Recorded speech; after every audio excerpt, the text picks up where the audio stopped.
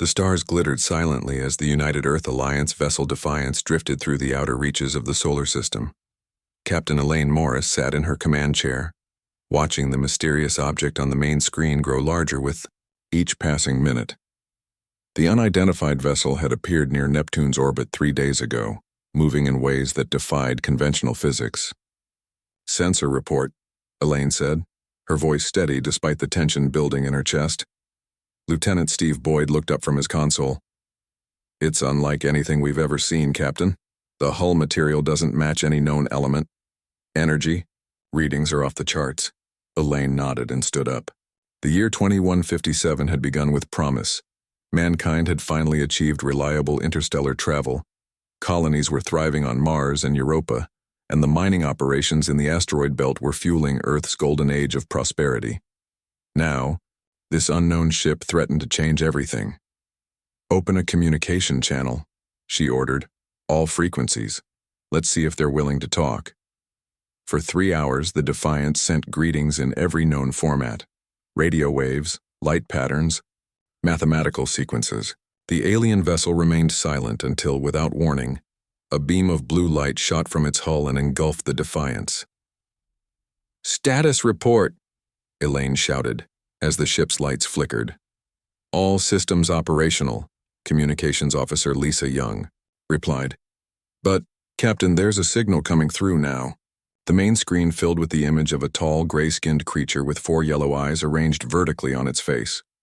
Bony ridges lined its elongated skull, and its mouth was filled with needle-like teeth. When it spoke, the ship's computer struggled to translate the complex series of clicks and hisses. "We are the Valkyrie. Your species has been observed and found wanting. Prepare for evaluation." Before Elaine could respond, the transmission ended. She turned to her first officer, Commander Ben Harris. "Red alert. Contact Earth Command immediately." Within hours, 3 more Valkyrie ships appeared. Earth's leaders quickly organized a diplomatic meeting aboard the International Space Station. Elaine watched from the observation deck as the Valkyrie shuttle docked. High Commander Zexatal emerged, towering over the human delegation. "The Valkyrie Empire spans 300 worlds," the alien announced, its translator device creating an eerie, emotionless voice. "We have conquered species far more advanced than yours. You will submit to testing to determine your value." President Maria Foster stepped forward. "We welcome peaceful exchange, but Earth is not available for conquest. We propose friendship instead." Zextal's upper eyes blinked slowly. "Your proposal is noted and rejected. Primitive bipeds do not offer terms to the Valkyrie Empire. You will serve or be eliminated." The meeting ended abruptly when the Valkyrie delegation returned to their shuttle. Elaine caught President Foster's eye as they left the room. Both women knew what was coming. The first attack came 2 weeks later. The Martian colony, home to 50,000 people, fell in less than a day. The Valkyrie weapons cut through Earth's most advanced shields like they were paper. Quantum-shifted missiles phased partially out of reality, passing through defensive barriers before materializing inside their targets. Admiral Peter Collins, a veteran of the brief War of 2139, assembled Earth's combined fleet near the moon. 60 warships, the pride of humanity, prepared for the fight of their lives. Elaine's Defiance joined the defensive line as the Valkyrie approached. "This is Admiral Collins to all ships." His voice came through clear on the command channel. "Today we fight not just for Earth, but for the right of humanity to exist free among the stars. Hold the line. Show these aliens that humans don't surrender their home without a fight." The battle began with a glimmer of hope. The Valkyrie ships, while advanced, could be damaged by concentrated fire. For 6 hours, Earth's fleet held position, downing 3 enemy vessels while losing 11 of their own. Then the Valkyrie flagship arrived.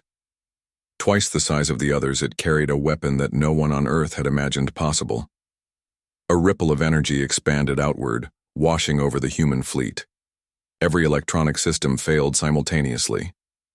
Ships drifted, powerless as Valkyrie vessels picked them off one by one. From the Defiance's emergency-lit bridge, Elaine watched in horror as Earth's defenses collapsed. Admiral Collins's command ship exploded in a flash of light that briefly outshone the nearby moon. With the last of their backup power, Elaine ordered her crew to the escape pods. "Get to Earth," she told them as they prepared to abandon ship. "Tell them what happened here. Tell them to keep fighting." The invasion of Earth lasted 2 months. Major cities around the world fell under orbital bombardment. The Valkyrie deployed ground forces, 8-foot-tall soldiers in powered armor, to secure key locations. Resistance was fierce but futile. For every Valkyrie soldier killed, thousands of humans died.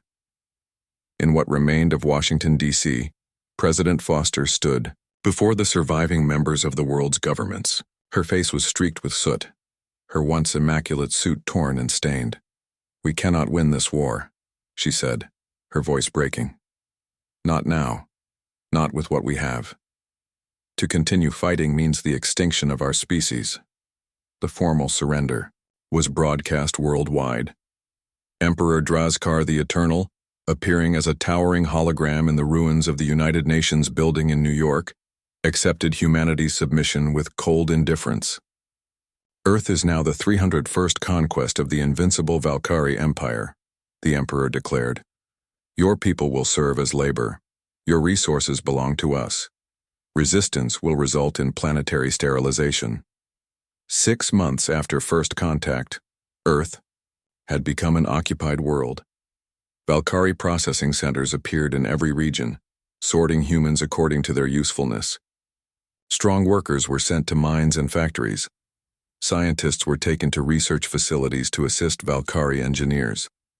Children were separated from parents and placed in educational camps to learn obedience to their new masters. Yet in secret, places resistance took root. Dr. Olivia Garcia, formerly of MIT, led a small team of scientists who had escaped the sorting centers. Hidden in an abandoned subway tunnel beneath Boston, they examined scraps of Valkyrie technology salvaged from crashed shuttles and discarded equipment. Their phase shield technology operates on principles we've theorized but never achieved, Olivia explained to her team as they huddled around a stolen Valkyrie power cell. "But every system has a weakness. We just need to find it." In the labor mines of Colorado, former Navy SEAL Ryan Miller quietly organized fellow workers, identifying potential fighters, and establishing a crude communication network using old radio parts smuggled from a processing facility.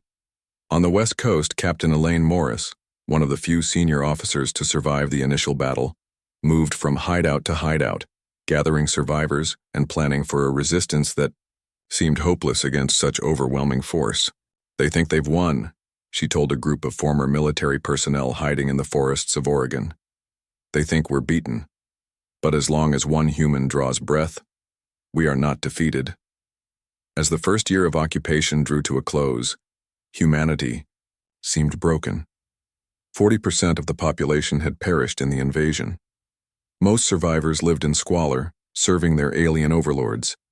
The Valkyrie's technological superiority appeared insurmountable, but deep beneath the ruins of Earth's cities, in hidden laboratories and secret meeting places, the spark of rebellion refused to die. The invaders claimed invincibility, but they had never faced humans before. 5 years passed under Valkyrie rule. The once green hills outside Old Chicago had turned gray with industrial waste. Commander Nathan Holt watched from his hidden lookout as alien patrol ships flew overhead. At 43, his hair had gone, mostly gray, but his eyes remained sharp and focused. The scar across his left cheek, a gift from a Valkyrie guard during his escape from a labor camp, had faded to a thin white line. "They're increasing patrols again," Kelly Barnes said as she crawled up beside him. Before the invasion, she had been an engineering student. Now she was the best demolitions expert in the resistance. "Third time this week." Nathan lowered his binoculars. "They're looking for something, or someone." Back in the underground base, carved from natural caverns beneath the ruins of Chicago, 57 resistance fighters lived in cramped but organized spaces. The main chamber housed their command center, a collection of salvaged computers and communication equipment maintained by Dr. Alan Wright, a former quantum physicist who had barely escaped the Science Processing Center in what used to be California. We intercepted a Valkyrie transmission, Alan said as Nathan and Kelly entered. His fingers moved quickly over a makeshift keyboard. They've captured Dr. Garcia. She was being moved from Boston to their main research facility in Denver when her transport was damaged by a solar flare. A patrol found her trying to reach the Wyoming safe house. Nathan's stomach tightened. Olivia Garcia was the Resistance's greatest hope, the only scientist who had made real progress understanding Valkyrie shield technology. If the aliens forced her to talk, every Resistance cell on the continent would be in danger. Where is she now? Nathan asked. Temporary holding facility outside Omaha. They're sending a special transport tomorrow. Alan pushed his cracked glasses up his nose. She has 72 hours at most before they get her to Denver. After that, no one needed to hear the rest. Prisoners taken to Denver rarely survived the Valkyrie's questioning methods. We're going to get her out, Nathan said. Simply, the rescue team consisted of Nathan, Kelly, and 3 others. Sam Foster, a former cop with steady hands. Luis Diaz, who had been a truck driver and knew every back road in the Midwest. And Grace Miller, who had a talent for hacking Valkyrie communication systems. They traveled by night in an old delivery van with its engine modified to run silently. The Valkyrie holding facility was a converted human prison, surrounded by energy fences that would disintegrate anything that touched them. 4 guard towers housed Valkyrie snipers whose weapons could hit targets 2 miles away with perfect accuracy. The solar flare did more damage than they've let on, Grace whispered as she monitored Valkyrie communications. Their backup systems are running at 60%. The northwest fence section is fluctuating. We have a window of maybe 10 minutes when the next solar wave hits. They waited until midnight, when the predicted solar wave washed over Earth, disrupting Valkyrie electronics. Kelly placed shaped charges on the weakened fence section. The explosion was small but precise. The team slipped inside, moving through shadows toward the central building. 2 Valkyrie guards fell silently to Sam's modified rifle. Luis disabled the security cameras with a pulse device stolen from a Valkyrie patrol 2 months earlier. Nathan and Grace entered the cell block. Dr. Garcia was in the last cell, her face bruised but her eyes alert. Took you long enough, she said with a weak smile when Nathan opened her door. Traffic was bad, he replied, helping her stand. The escape went smoothly until they reached the fence. A Valkyrie patrol spotted them just as they slipped through the opening. Energy bolts sizzled past their heads as they ran for the hidden van. Luis was hit in the shoulder, the energy weapon burning through muscle and bone. Sam dragged him the last 100 yards as Kelly provided covering fire. They made it to the van. Grace jumped behind the wheel and drove while Nathan tended to Luis's wound. Did you do it? Nathan asked Dr. Garcia when they were safely away. Before they caught you? Did you finish your research? Olivia nodded, her eyes bright despite her exhaustion. The Valkyrie shields aren't perfect. They operate on a predictable pattern, a rotating algorithm that recycles every 3.8 seconds.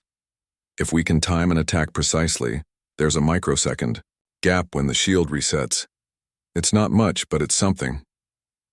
For the first time in 5 years, Nathan felt real hope. Meanwhile, in the labor mines of Australia, worker Jack Russell wiped sweat from his brow. The Valkyrie overseers drove their human workforce relentlessly, extracting minerals needed for their massive fleet expansion. Jack had been digging for 14 hours straight, his muscles burning with exhaustion. His shovel hit something that wasn't rock. Looking carefully to make sure no overseers were watching, Jack knelt and brushed dirt away from a strange blue crystal embedded in the tunnel wall. He had never seen anything like it. It seemed to glow from within, pulsing faintly like a heartbeat.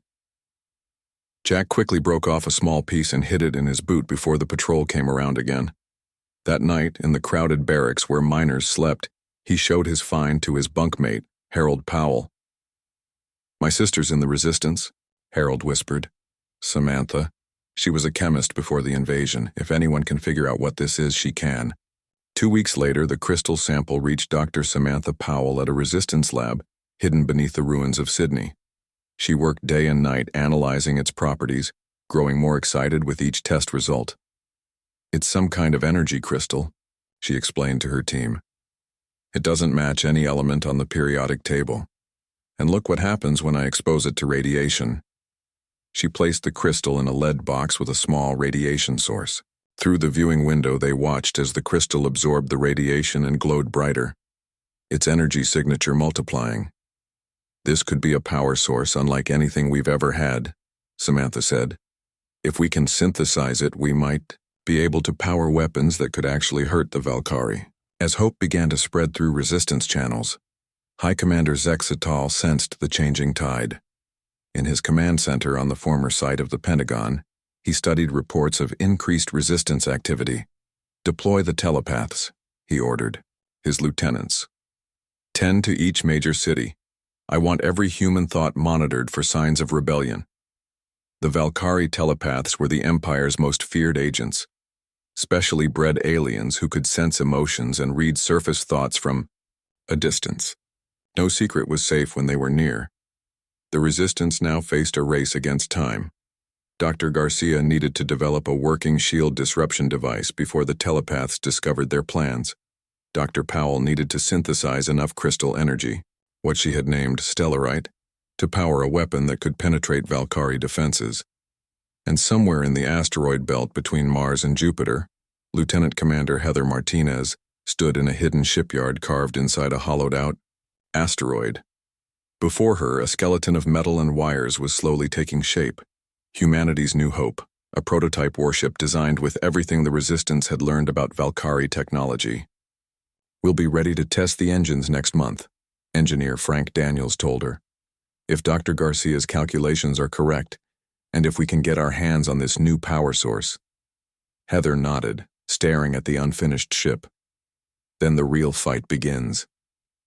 The hidden shipyard within Saturn's rings hummed with activity. Lieutenant Commander Heather Martinez walked through the skeletal frame of the UEA Titan, careful not to disturb the workers' welding support beams. The ship was their greatest secret, built from scavenged Valkyrie technology, human ingenuity, and desperate hope. "We've installed the shield disruption system," Engineer Frank Daniels said, falling into step beside her. Sweat stained his faded blue jumpsuit. Dark circles under his eyes showed he hadn't slept in days. "Dr. Garcia's design works in simulations. Now we pray it works in real combat." Heather nodded. At 36, she was younger than most commanders, had been in the old UEA Navy, but the invasion had changed everything. The old chain of command no longer existed. Leadership fell to those willing and able to take it. "What about the Stellarite power core?" she asked. "Dr. Powell delivered enough crystals for the main reactor. We're running at 70% capacity." Frank tapped on a tablet showing the ship's schematics. "We've never built anything like this before. By all rights, it shouldn't work." "But it will," Heather said firmly. "It has to." The Titan was unlike any ship humanity had built before. Its hull incorporated salvaged Valkyrie alloys. Its weapons were designed to fire precisely when enemy shields cycled.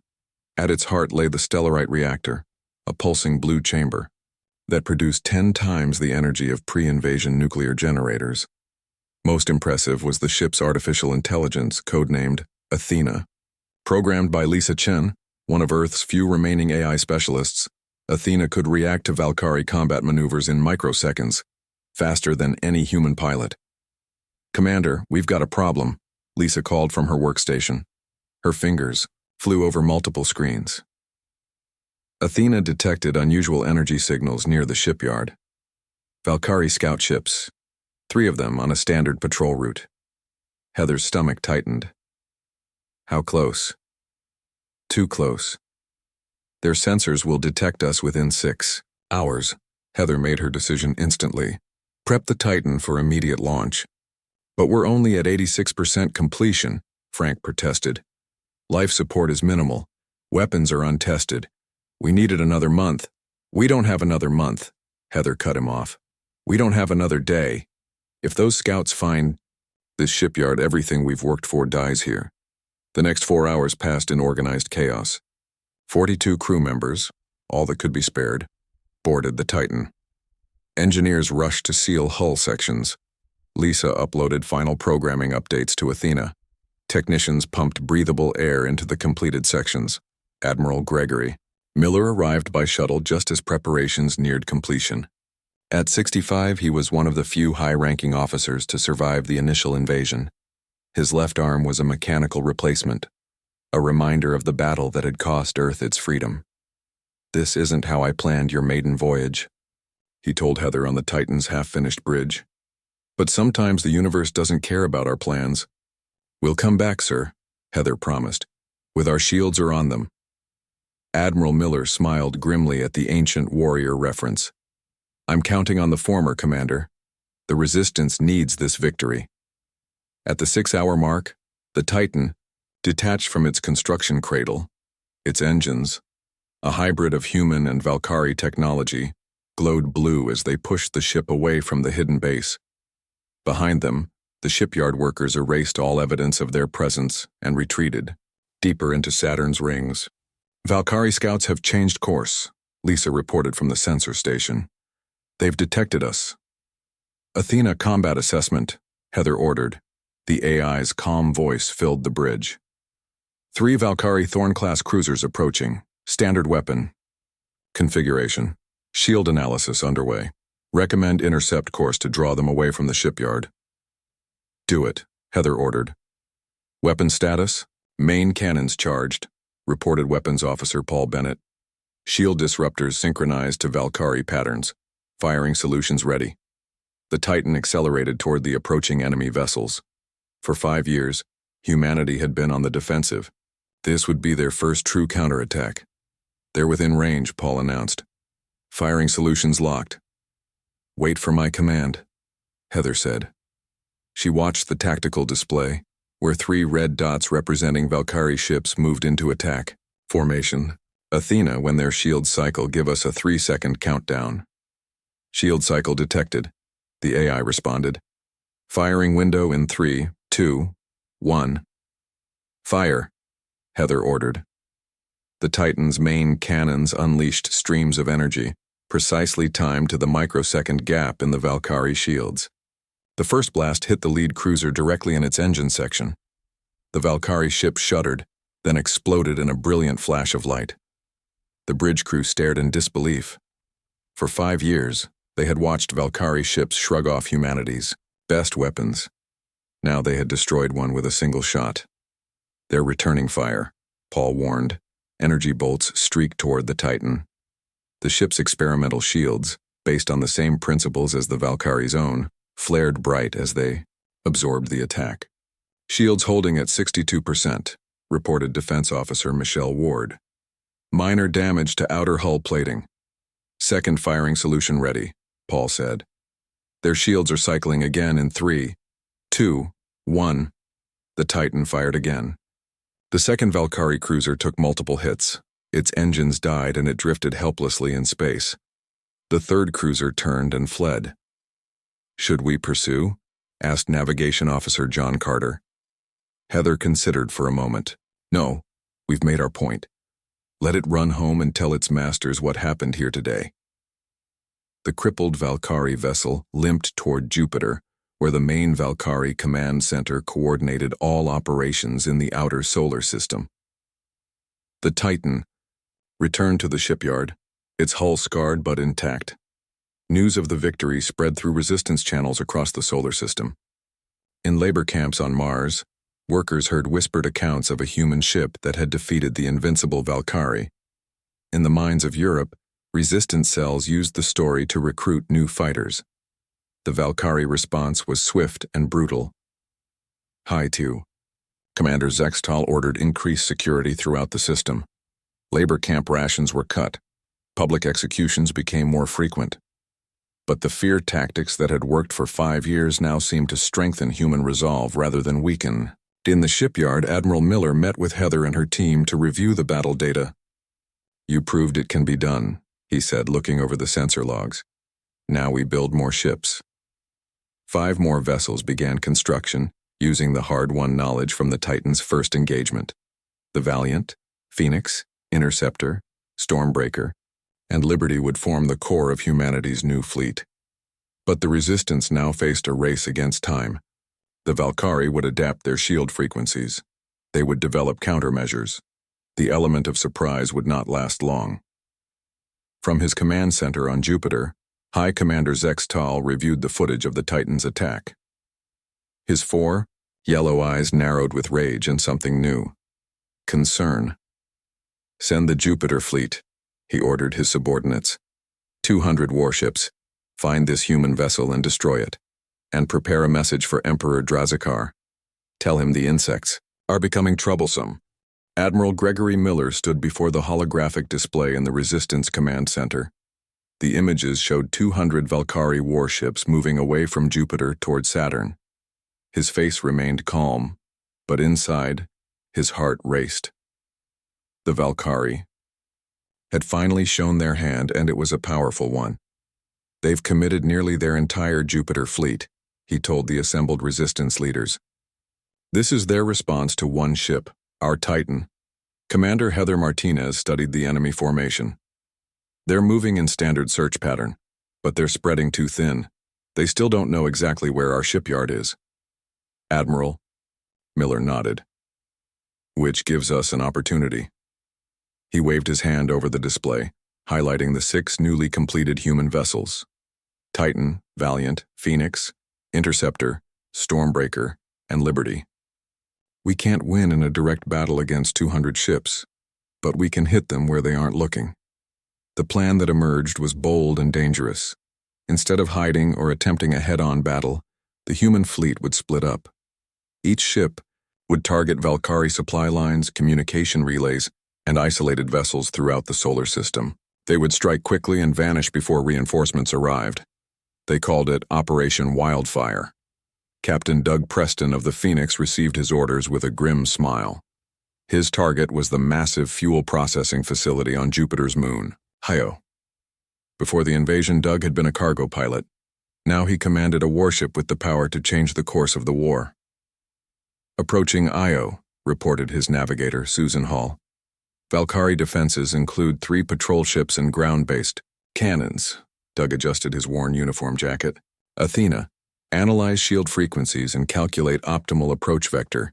The AI system, a copy of the one first tested on the Titan, responded instantly. "Recommend approach from the far side of Io. Volcanic activity will mask our heat signature.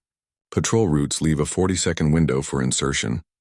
The Phoenix slipped past the outer patrol ring. When the ship emerged from behind a plume of volcanic sulfur, the Valkyrie had only seconds to react. By then, the Phoenix had fired its main cannons directly at the facility's central processing towers. "Direct hit," Weapons Officer Tim Harper announced as explosions bloomed across the Valkyrie base. Their shields failed exactly as predicted. "Second barrage, target their storage tanks," Doug ordered. The Phoenix fired again. Massive storage tanks filled with processed fuel erupted in chain reaction explosions. The blast was so powerful that even at a safe distance, the Phoenix shuddered from the shock wave. "Mission accomplished," Doug said as they turned away from the inferno. "Let's get out of here before company arrives." Similar scenes played out across the solar system. Commander Erica Sullivan's Interceptor disabled the Valkyrie long-range communication array on Neptune's moon Triton. The Stormbreaker, under Captain William Jones, destroyed a Valkyrie shipyard hidden in Mars's orbit. The Liberty raided supply convoys between Venus and Earth. Only the Valiant failed to return, lost with all hands after destroying a Valkyrie weapons platform near Mercury. Its captain, Robert Davis, sent one final message before his ship was overwhelmed. "Tell Earth we died free." Meanwhile, on humanity's home planet, the ground war intensified. Colonel Vanessa Rodriguez led 300 resistance fighters in an assault on the North American labor camps. Armed with weapons reverse-engineered from Valkyrie technology, they breached the camp's security systems and freed thousands of workers. "The fleet is fighting for us in space," Vanessa told the liberated prisoners. "Now we fight for ourselves on the ground." In Europe, resistance fighter Carl Andrews led a small team that captured a Valkyrie command post near what had once been Paris. They secured valuable tactical data before disappearing into the ruins of the ancient city. The Valkyrie responded with brutal efficiency. Unable to locate the human fleet in space, they turned their fury on ground targets. Orbital bombardments leveled freed territories. Elite Valkyrie soldiers, the feared Dread Guard with their distinctive red armor, were Deployed to hunt resistance leaders, the war entered its most desperate phase yet. Valkyrie ships, now spread throughout the system chasing phantom targets, became vulnerable to the hit-and-run tactics of the human fleet. Yet each victory came at a heavy cost. Supplies were limited, repairs were improvised. Every crew member lost was irreplaceable. Then disaster struck. Dr. Olivia Garcia, the brilliant scientist who had discovered the weakness in Valkyrie shields, was killed during an attack on the Australian Resistance headquarters. The Dread Guard had traced her location and launched a surprise raid, capturing valuable research data before destroying the facility. When news reached Admiral Miller on the hidden base in Saturn's rings, he called an emergency meeting of the Resistance leadership. "Without Dr. Garcia, we can't update our shield disruption technology," he explained. "The Valkyrie are already adapting their shield frequencies. Soon our advantage will disappear." Dr. Alan Wright, who had worked closely with Garcia, spoke up. "Maybe not. Olivia suspected the Valkyrie might kill her. She told me she encoded the complete shield formulas into Athena's memory banks. The AI can calculate new disruption patterns. Without her." Relief washed over the room.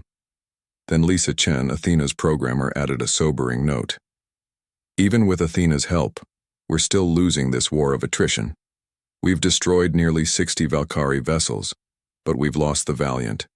We can't replace our losses." "They can." Admiral Miller stood silently for a long moment, weighing their options. "We need to do more than harass their supply lines. We need a decisive victory, something that will break their control of Earth and open the door for a full rebellion." On the holodisplay, the reports from Earth showed increasing resistance activity. More labor camps were rising up. More Valkyrie patrols were being ambushed. But without support from space, these brave actions would ultimately fail. "Sir," Heather said quietly, "maybe it's time for the asteroid plan." All eyes turned to her. The asteroid plan had been considered too risky, too close to a suicide mission to be implemented. Before Admiral Miller could respond, alarms blared throughout the base. Lisa ran to her console, her face paling as she read the incoming data. "We have a priority transmission intercepted from Valkyrie High Command," she announced. "Emperor Drazkar himself is coming to the solar system. He's bringing the Imperial Armada, 500 ships including the planet killer Inevitable Doom." The room fell silent. The Emperor's personal involvement meant the Valkyrie were no longer treating the human resistance as a minor irritation. They now saw it as a threat to the Empire itself. "How long do we have?" Admiral Miller asked. 3 weeks, Lisa replied. "They're assembling at the edge of the system now." The Admiral straightened his shoulders. "Then we have 3 weeks to prepare our welcome. Commander Martinez, your asteroid plan is approved. Captain Preston, gather the fleet. Everyone else, send word to Earth. The final battle is coming." The Valkyrie Imperial Armada arrived at the edge of the solar system like a storm of metal and energy. 500 warships moved in perfect formation around the massive flagship, the planet killer Inevitable Doom. From his command throne, Emperor Drazkar the Eternal watched the holographic display of the human solar system with his 4 yellow eyes. 5 years, he said to his assembled generals. 5 years we have allowed these insects to resist our rule. This ends now. On Earth, in resistance bases and hidden outposts, humans prepared for what might be their final stand. In Africa, Asia, Europe, and the Americas, fighters stockpiled weapons and checked equipment. Some prayed, others wrote final messages to loved ones. All knew that the coming battle would determine whether humanity survived or perished. In orbit around Saturn, Admiral Miller gathered the human fleet, now just 5 ships against the Empire's 500. The Titan, Phoenix, Interceptor, Stormbreaker, and Liberty had been repaired and upgraded as much as possible with the limited resources available. "We all know the odds," the Admiral told the assembled captains via secure communication. "But remember, the Valkyrie think they're invincible. We've proven they're not. Now we show them what happens when they threaten our world." The plan hinged on a desperate gambit. Dr. Samantha Powell and her team had developed a Stellarite-powered device that could generate a massive disruption field, temporarily disabling all Valkyrie shields within Jupiter's orbit. But the device had to be manually placed at a precise location, a point in space where the gravitational fields of Jupiter, Saturn, and the Sun created a unique subspace nexus. "I'll take the delivery vessel," Commander Heather Martinez volunteered. The small ship was essentially a modified shuttle, fast but with minimal defenses. "Once I place the device, I'll trigger it remotely and return to the fleet." Everyone in the room knew she was lying about the last part. The device needed to be manually activated, requiring the pilot to remain behind. It was a suicide mission. As Heather prepared to board the shuttle, a young technician named Ryan Baker approached her. "Commander, I made some modifications to the deployment system," he said quietly. "The trigger mechanism can be set on a 30-second delay. If you're fast enough after placement, you might be able to clear the blast radius." Heather looked at him, surprised. "Does Admiral Miller know about this?" Ryan shook his head. "I just finished it. It's experimental, but it should work." As the Valkyrie Armada entered the inner solar system, Emperor Drazkar received reports of human resistance fighters attacking Valkyrie ground installations across Earth.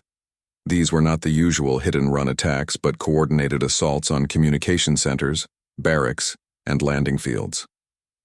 "They seek to distract us," the Emperor said dismissively. "Focus on their fleet. Once their ships are destroyed, we will burn their cities to ash." The Battle of Sol began near Mars' orbit. The human fleet, seemingly eager for battle, engaged the front line of the Valkyrie Armada. The Titan, now commanded by Lieutenant Paul Taylor after Heather's departure, led the attack. The human ships executed impossibly complex maneuvers, dodging energy bolts and torpedoes while firing their shield-penetrating weapons with incredible precision. "Their tactics make no sense," reported the Valkyrie Admiral Kresh. "They attack, then retreat, then attack from another angle. They are fighting like madmen." What the Valkyrie didn't realize was that the humans were following battle plans created by Athena, the AI analyzing Valkyrie patterns and calculating optimal attack vectors faster than any organic mind could process. As the main battle raged, Heather's shuttle slipped past the Valkyrie rearguard, making a hard burn toward the gravitational nexus point. Two Valkyrie interceptors spotted her and gave chase. "Commander Martinez, you have company," Admiral Miller warned over the comm. "I see them," Heather replied calmly as she pushed her small vessel to its limits. "Just keep the rest of them busy for another 10 minutes. Energy bolts flashed past her viewport. The shuttle shuddered as one struck its rear section. Warning lights flashed across her control panel. "Life support damaged," the shuttle's computer reported. "Engine efficiency reduced to 68%. Heather ignored the warnings, focusing only on reaching her target. The navigational display showed she was approaching the nexus point. Behind her, the Valkyrie interceptors closed in. Another hit rocked the shuttle. The communications array exploded in a shower of sparks. Heather felt blood running down her face from a cut on her forehead, but her hands remained steady on the controls. "Almost there," she whispered to herself. "Almost there." In the main battle, the human fleet fought with desperate courage. The Phoenix took heavy damage but continued fighting. The Liberty sacrificed itself to protect the Titan from a barrage of torpedoes. Captain William Jones and his crew on the Stormbreaker rammed their crippled vessel into a Valkyrie heavy cruiser, destroying both ships. On Earth, Colonel Vanessa Rodriguez led resistance fighters in capturing a Valkyrie landing field in North America. Similar victories were reported from Europe, Asia, and Australia as humans rose up against their oppressors. Heather's shuttle reached the nexus point. With trembling hands, she deployed the Stellarite device. It floated free in space, its blue core pulsing with energy. "Device placed," she reported, though she knew her communications were dead. She activated the trigger, setting the 30-second countdown. Then she turned the shuttle away, pushing the damaged engines beyond safety limits. 20 seconds later, an energy bolt from the pursuing interceptors hit the shuttle's main engine. The explosion tore through the small vessel, killing Heather instantly. 10 seconds after that, the Stellarite device activated. A wave of blue-white energy expanded outward at incredible speed, washing over ships, planets, and moons. Every Valkyrie vessel within Jupiter's orbit suddenly lost shield protection. "Now!" Admiral Miller ordered. The human fleet, positioned strategically by Athena's calculations, unleashed everything they had against the vulnerable armada, Emperor. Draskar watched in disbelief as his ships began exploding around him. "Impossible," he roared. "Raise the shields." "We cannot, Emperor," his chief engineer replied, panic in his voice. "All shield generators are offline." The inevitable doom suffered catastrophic damage as the Titan and Interceptor concentrated, their fire on its command section. The Emperor ordered an evacuation, boarding his personal escape pod as his flagship broke apart. The escape pod never reached safety. The Liberty, its hull breached and systems failing, intercepted the Emperor's vessel in its final act before exploding. In the aftermath, the Valkyrie armada was in ruins. Over 300 enemy ships had been destroyed or disabled. The survivors, leaderless and confused, retreated toward the edge of the solar system. Admiral Miller established communication with the other conquered worlds. News of the Emperor's death and humanity's victory spread quickly. On dozens of planets, subjugated species rose up against their Valkyrie oppressors. What had begun as Earth's desperate last stand had become a galactic revolution. 1 month later, Admiral Miller stood before the rebuilt United Earth Council in the partially restored United Nations building in New York. "Today we remember those who gave their lives for our freedom," he said, his voice carrying to the billions watching the broadcast across Earth and its colonies. Commander Heather Martinez, whose sacrifice made our victory possible. The crews of the Valiant, Liberty, and Stormbreaker. The countless resistance fighters who never lived to see this day. He paused, looking at the stars visible through the glass ceiling. "We also look forward. The Valkyrie Empire is crumbling, but they still control hundreds of worlds. We've formed an alliance with other liberated species. Together, we'll free the galaxy from their tyranny." The fleet that had saved Earth, now rebuilt and expanded, prepared to take the fight to the stars. The Empire had claimed invincibility, but humanity had proven that claim hollow. No force in the galaxy would ever underestimate humans again.